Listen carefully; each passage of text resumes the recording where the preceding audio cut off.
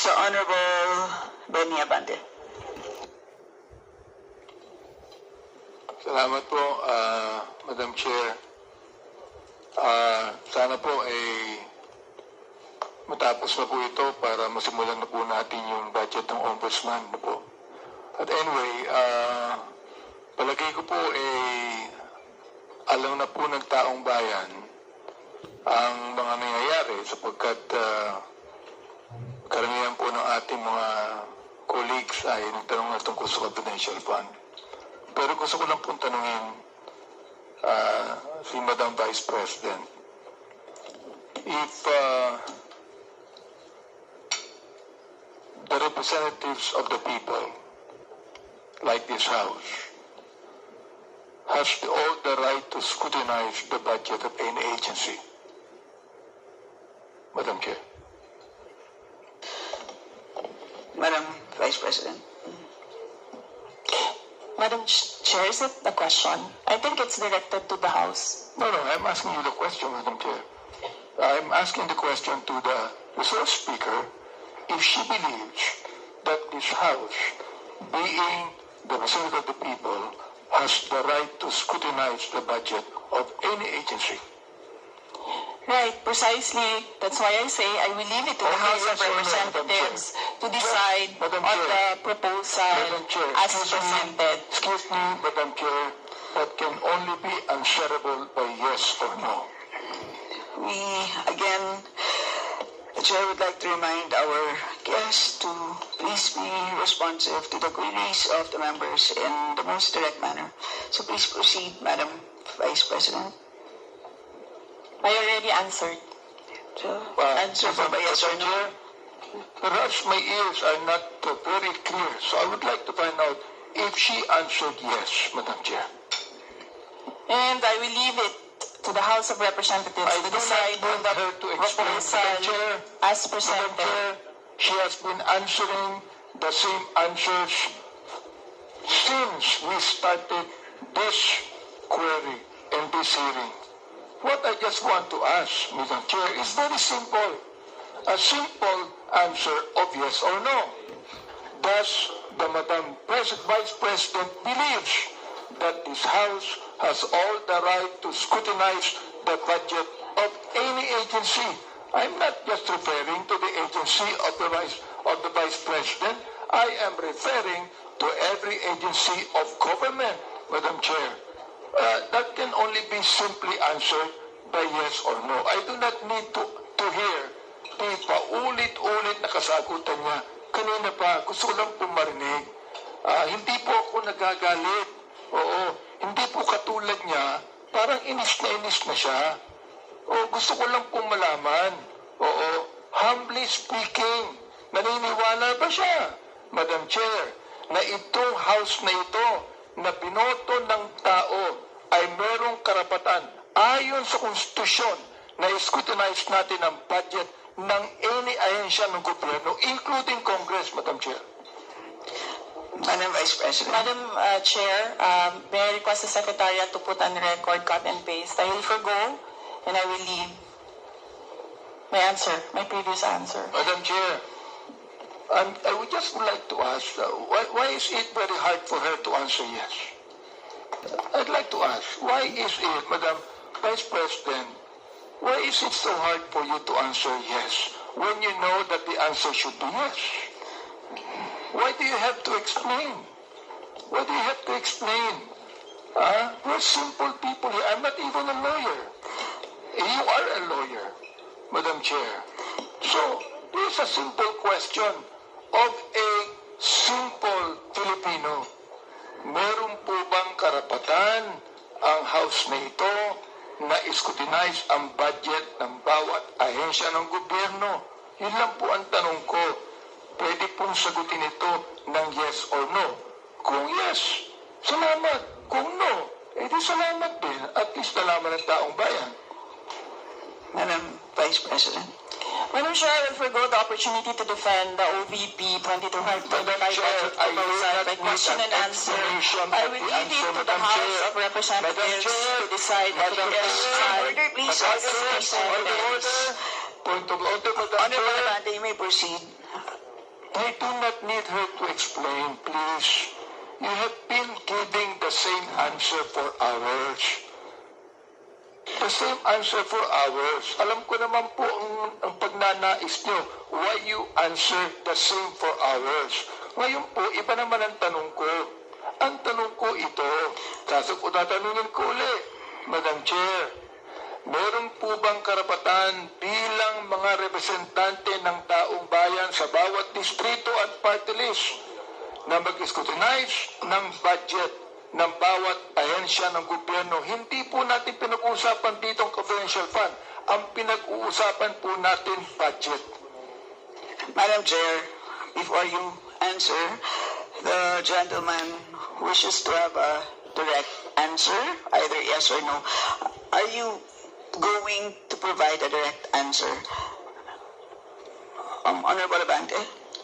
So, what is the answer? I asked whether our Madam Vice President will provide a direct answer to your query, and the answer is no. May I know why? Madam Vice President?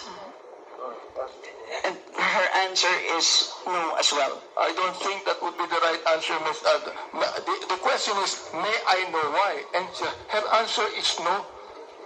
Would that be the right answer to the question why? Madam Vice President, do you wish to comment? Madam Chair, hindi dahil hindi niyo gusto yung mga sagot ko, hindi niyo gusto yung manner ng pagsagot ko, at hindi niyo gusto ang mga sinasabi ko, hindi ibig sabihin na hindi ka sinasagot Madam Chair, ang mga point of tanong. order. Yes, Honorable Mali po yata ang sinasabi niya, hindi niyo gusto, hindi yung niyo. Madam Chair, huwag niyong isali dito ang aking mga kasamahan dito. Ako ang nagtatanong. Sabihin mo sa akin, hindi ko gusto ang tanong mo. Yun lamang ang dapat niyang sabihin sa akin. Sapagkat hindi ko rin gusto ang sagot niya. Madam Chair, ganun lang. Oh. Ano po ang sagot niya? Madam Vice President, do you wish to Madam Chair, there's answer? no question. The Honorable Abante is asking for a question, for a response. Ano po ang sagot niya? Yan ang huli po niyang sinabi. I request that the question be repeated. Honorable Abante, kindly repeat your question, not to be The answer is what? included in your time. To please repeat your last question. Ito po, ang tanong ko kanina, meron po bang naniniwala po ba ang ating Vice President na meron pong karapatan ang mga representante ng taong bayan, ng mga distrito at mga party list na scrutinize po namin ang budget ng bawat ahensya, hindi po lang ahensya niya, ng bawat ahensya ng gobyerno? Yes o no lang po ang sagot yan. Ang tanong ko po, Madam Chair, kanina ayaw niya sumagot. Ang sagot niya, ayaw niya sagutin. So ang tanong ko ito, may I know why? Ang sagot niya, no. Aba, Madam Chair, hindi po ako masyadong expert mag-English, pero palagay ko po naman, yung pong tanong na may I know why, palagay ko hindi po tama yung sagot na no. Madam Vice President. Madam Chair, palagay ko. So that explains it. It is his opinion.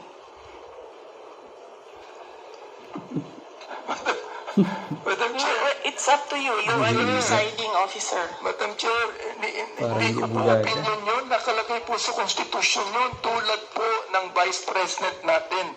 Naniniwala po siya sa mandato niya bilang Vice President. Naaayon sa konstitusyon. Ganoon din po ang mandato natin dito na meron tayong karapatan mag-scrutinize ng budget ng anumang ahensya ng gobyerno ayon sa konstitusyon. Ang tanong ko sa kanya, naniniwala ka ba doon? Madam Vice President. Madam Chair, umikot na po tayo. Bumalik na tayo sa simula. Natapos na yon, nasagot na. Ang sinabi, palagay ko, hindi iyan ang tamang sagot. di niya gusto yung sagot ko, hindi ibig sabihin na hindi ako sumagot.